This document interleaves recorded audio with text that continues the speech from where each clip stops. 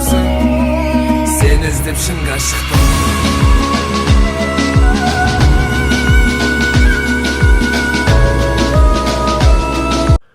Ассалаумағалейкум достар, сіздермен Қазақ Орда каналы. Видеоны бастымен жатып арнаға тіркеліп лайк басуды ұмытпаңыздар, әрқашан қолдаңыздар. Сіздерден тек қана қолдау күтеміз. Реклама, любой сұрақтарыңыз болып жатса, сотрудничество болып жатса, инстаграм парақшама тіркеліп кетсеңіздер болады. Және де сіздерге келесі видеоларда любой футболшыға оценка, командаларға оценка жасаймыз. Каспиге 300 теңге жіберсеңіздер, сіздің составыңызды келесі видеода шығаратын боламын оценкамен. Сондықтан да Каспиге жіберіп қойсаңдар болады. Ал достар, біздерде бүгін жаңа события және де осы алдыңыз күнгі событияның жаңа режимі шыққан еді, жаңа ойыншылар шықты, және сол ойыншыларға да пак ашып жаңа ойыншылар ұстауға тырысатын боламыз.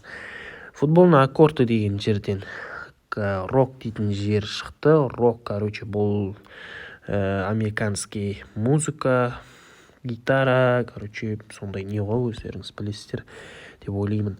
Бұл жерде главный жұлдыз, бұл Диди Дрогба, Англияның жұлдызы, ағылшын премьер лигасының үздік бомбардирлердің қатарында жататын футболшы. Маған келеді. Исактың орнына қоям ба деп отырмын, білмеймін, енді алсам алуға тұрарлық сияқты. Шанс бар. Мына жерде де өте керемет 98-дерді де береді екен. Екінші дисті 100 мың болды. Мына жерде басқа Фруби Пасы дейтін награда берген екен. Арзанды алуға болады. Кім алады, сол төменге жазып кетіңдер. Жаңа ойыншылары бұл жерде Дейвис, Бест, Каземиро, Стамп, Лам сияқты ойыншыларды кіргізген екен. Мына жерде енді білмеймін, кім мықты деп те айта алмаймын. Ламды да айтуға болады. Бірақ енді мына жерде Дейвисі енді Джокер екені түсінікті сияқты. Қалай ойлайсыздар? Білмеймін, мына жерде ешбір ойыншы жақсы емес деп ойлаймын. Ламды айтуға болады. Арзан вариант Карлос Пойюль тоже, Дейвис шанс болса алуға болады. Сол позициялар ғой қазір көбінде. ЦП позициясы соптарды көп алмайды шығар енді. Осылай жаңа ойыншылар, және де Виспликсон крана дейма, жаздық, сондай события келіпті. Мына жерде жазға байланысты сияқты. Күніге ойнайтынбыз, қанша не береді, сонша билет береді екен. 3 билетті, жоқ, бұл жер 3 билетті, бізге 3 билет берді. Равный играда 33 ойынды да жеңсек 30 болады.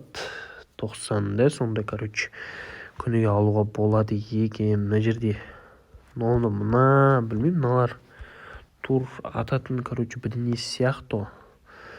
Осы жерден бірдеңе қылып ашып, 200 фрагментті алуға болады екен.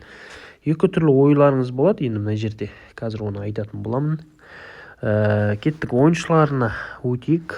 Ойыншылар Фердинанд, топ ойыншылары. Бруно Фернандеш білмеймін, енді цапты қатты ойнайды деп айта алмаймын. Рикардо Карвальо болады, жақсы вариантты. Тоже Эшли Кол, Лэмпард десек те болады. Бұл енді бұл ойыншыларды алу қиындау шығар деп ойлаймын. Әрі кетсе осы 106-дан алуға болады деп ойлаймын. Руни бар екен тоже, Маркизиор, Макменимен бар екен.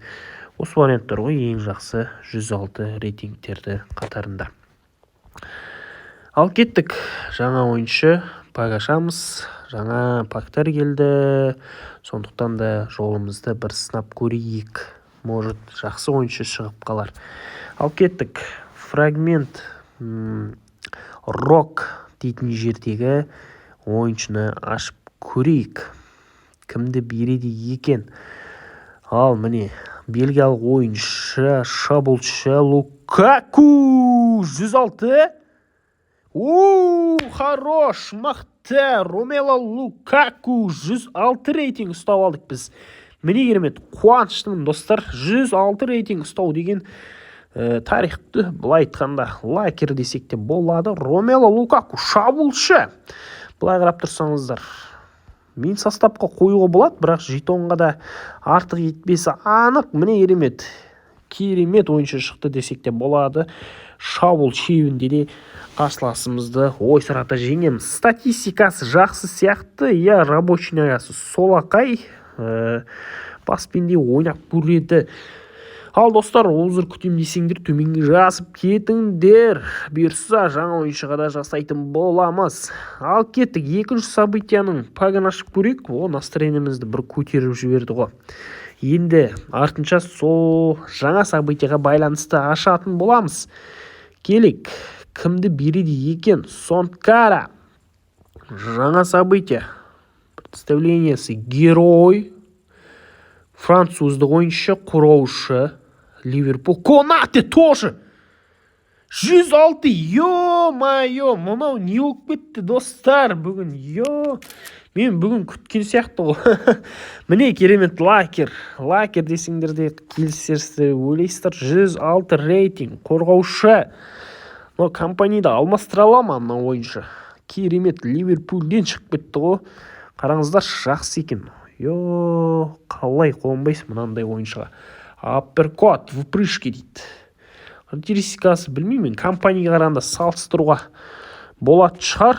Тоже 106 рейтинг болады. Мына жерде де топ ойыншылардың қатарында жатыр ойыншылар десек болады. Ал енді дополнение время ашайық. Біздерде бар ма еді? Дополнение время менде қазір қарап жіберейін. Событияда тоже көреміз қазір. Событияны ашамыз. Дополнение время тоже. Мүмкіндік. Міне мына 100 не ашсаңыздар, 100 жетон, жақсы шанстар бар. 30 мың береді, 10 мың берек. 2 аптаға созылады екен. Шанстар өте көп. Зитан бар. Осыны ашуға тырысатын боламыз. 100 жетон шанс деп ойлаймын. Любой жанға. 40 мың, мына жерде 4 мыңдікі бар екен. 4 мыңдікінен ашып көрейік. 4 болшы 10 мыңдікі келмеген екен. Бір ашқан екен оны. Кеттік. Ойыншының қойып, может ол жерде де шанс болып қалар. Сакайды береміз. Жақсы oldu ғой. 206 қатарынан шықты. Ондай болып көрмеген еді. Тем более бір қуанып алдық. Настроениемізді көтерді. FIFA-ға рахмет айтамыз. Кеттік енді дополнение время тоже көрейік. Мүмкіндік бар. Мына жақта да жетон, хоть жетон шықсын, хоть ойыншы шықса да реніш жоқ. 4 мың болады. Кеттік кім? Мына жерде Галено. 96-лар беретін сияқты. Жетон шықса тіптен жақсы. 15 жетон береді. Нағада хоть аяқтан көтеріп алуға да болады. Жоқ. Тоже Галено. Таңдаймыз. Кеттік. Міне осы 4 мың тоже не бар да? 4 мыңдай бар екен. 200-ден 2,5-мыңнан ашып көреміз ба қатарына? 2,5-мыңдікінен тоже көрейікші бір рет. Қалғанын енді алып қойық. 2,5 тоже шығып қалатын шығар деп тұрмын. Вариант тоже варианттардың бірі. Кеттік ал. Кімді бересің? Қатарынан енді берсең өте жақсы болады. Грузиялы ойыншы, шабуылшы. Жоқ. 100 рейтингті. 100 Сивизадзе дейді. Грузиялық. Болады төменгі рейтинг. Бірақ енді қуанышқа, Мессиге де, ренішке де жоқ десек болады. Біздерде Конате тоже. Лукаку бар. Тоже Исактың орнына қойсақ Лукакуды түспейтін сияқты ғой. Көтеріліп тұр. Екі футболшы да, білмеймін, позиция маған керек па, қалай ойлайсыздар? Екеу де керек болса қоюға болады. Маған енді жетонға да керек ар жаққа. Оған да ойлана жатармыз. Бір ойын ойнап көрейік бұл қарсыластармен. Лукакудың тоже ойынын көреміз. Division Rivals'та. Кеттік бір ойынға бабын тексеріп көрейік. Қандай ойыншылар ұстадым деген сияқты ғой. Дұрыс ойыншы ұстадым ба? Жақсы ойыншылар енді бекер шығармайды ғой. Жаңа ойыншылардың қатарында. Сондықтан да көрейік. қарсыласымыз жақсы, 107 рейтинг, төмендеу енді, бірақ ойнап көруге болады. Ромело Лукаку былай ебедейсіздей футболшы ғой енді, солақай жақсы екен, теуіп тұр. Яя Туре Лео тепкен еді, пас беруден қателестік мына жерде де тоже.